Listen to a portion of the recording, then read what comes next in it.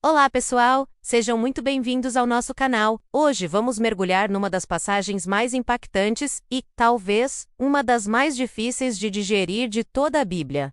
A Carta à Igreja de Laodiceia. Apocalipse. Capítulo 3. Essa mensagem, escrita há quase 2000 anos, tem uma relevância absurda para os nossos dias, para a nossa vida e, principalmente, para a nossa caminhada com Deus. Então, prepare o seu coração, porque o que vamos conversar aqui pode transformar a sua perspectiva sobre fé e cristianismo. A carta começa de uma forma poderosa.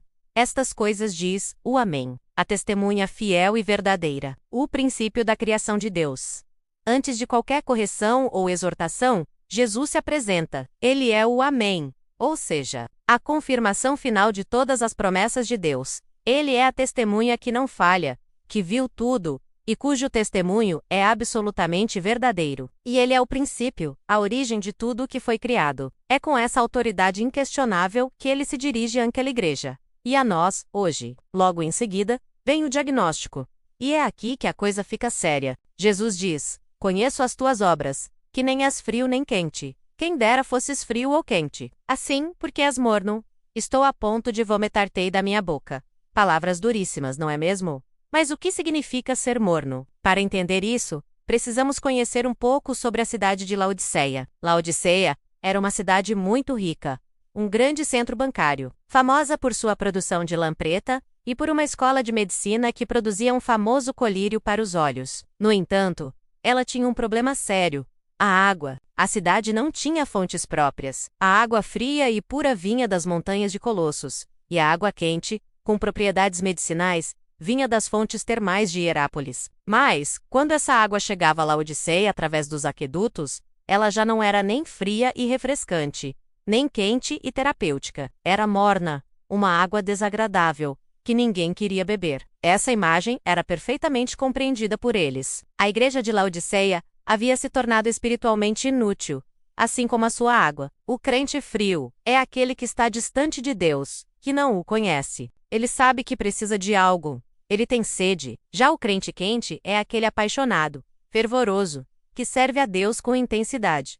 O morno, por sua vez, é o pior dos estados. Ele está confortável. Ele não sente a necessidade ardente do frio, nem tem o fervor do quente. Ele está numa zona de conforto espiritual perigosa, uma fé acomodada, sem paixão, sem compromisso real. É uma fé de aparência, que não transforma, não impacta, não serve para nada. E a reação de Jesus a isso é de repulsa total. Estou a ponto de vomitar-te. E por que eles chegaram a esse ponto? Jesus expõe a causa no versículo 17. Pois dizes: estou rico e abastado, e não preciso de coisa alguma. A autossuficiência era o grande problema deles. A prosperidade material de Laodiceia tinha contaminado a igreja. Eles olhavam para suas contas bancárias, para suas roupas de grife da época, para sua influência na sociedade e pensavam: nós estamos bem, não precisamos de nada.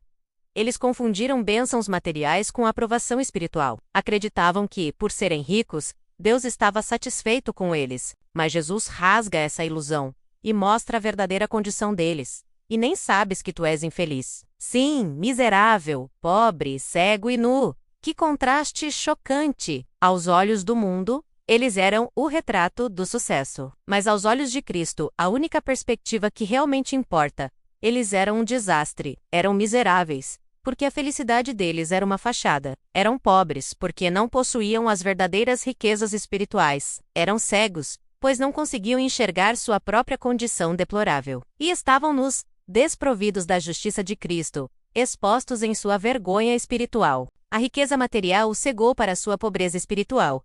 Essa é uma armadilha muito atual, não acham? Vivemos numa cultura que mede o sucesso por aquilo que temos, pela nossa carreira, pela nossa aparência. É muito fácil cair na mornidão, frequentar a igreja, cumprir alguns rituais, mas ter o coração longe de Deus, confiando na nossa própria capacidade, no nosso próprio dinheiro, na nossa própria justiça. Pensamos: eu tenho um bom emprego, uma família estruturada, sou uma boa pessoa, não preciso de mais nada. Essa autossuficiência é o veneno da mornidão. Mas a mensagem de Jesus, apesar de dura, não termina em condenação. Pelo contrário, ela se revela como um ato de amor profundo. No versículo 19 ele diz: Eu repreendo e disciplino a quantos amo. Sê, pois, zeloso e arrepende-te.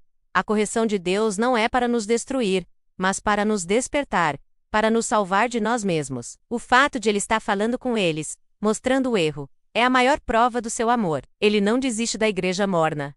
Ele a ama e a chama ao arrependimento. E então, ele oferece a solução. A cura para a condição de Laodiceia não estava em seus bancos, nem em suas fábricas de tecido, nem em sua medicina. A solução estava unicamente em Jesus. Ele diz no versículo 18: Aconselho-te que de mim compres. Veja bem, ele, o Rei do Universo, se coloca como um vendedor, oferecendo o que eles realmente precisavam. Primeiro, ouro refinado pelo fogo para te enriqueceres. Isso não é ouro material, é a fé genuína, purificada pelas provações, que tem um valor eterno muito superior a qualquer riqueza terrena. A verdadeira riqueza não está no banco, está em um relacionamento autêntico com Cristo. Segundo, vestiduras brancas para te vestires, a fim de que não seja manifesta a vergonha da tua nudez. A lã preta de Laodiceia podia ser famosa, mas não podia cobrir a vergonha do pecado. As vestiduras brancas representam a justiça de Cristo, que recebemos pela fé. É Ele quem nos cobre, nos purifica e nos torna apresentáveis diante de Deus. E terceiro, colírio para ungires os olhos, a fim de que vejas. O famoso colírio de Laodiceia podia curar doenças físicas, mas eles sofriam de uma cegueira espiritual. O colírio que Jesus oferece é o Espírito Santo, que abre os nossos olhos para enxergar a verdade sobre nós mesmos e sobre Deus. Ele nos dá discernimento espiritual. Perceba que a solução para a pobreza, a nudez e a cegueira espiritual não vem de nosso esforço, mas de um ato de comprar de Jesus. E o que usamos como moeda de troca?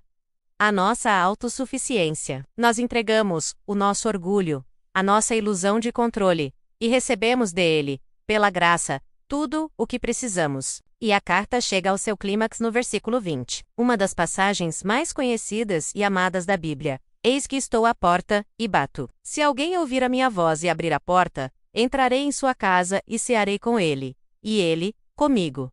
Que imagem fantástica! Jesus, o Senhor de tudo, está do lado de fora, batendo pacientemente na porta do nosso coração. Ele não arromba a porta. Ele não força a entrada. Ele espera ser convidado. Isso nos mostra a natureza de Deus.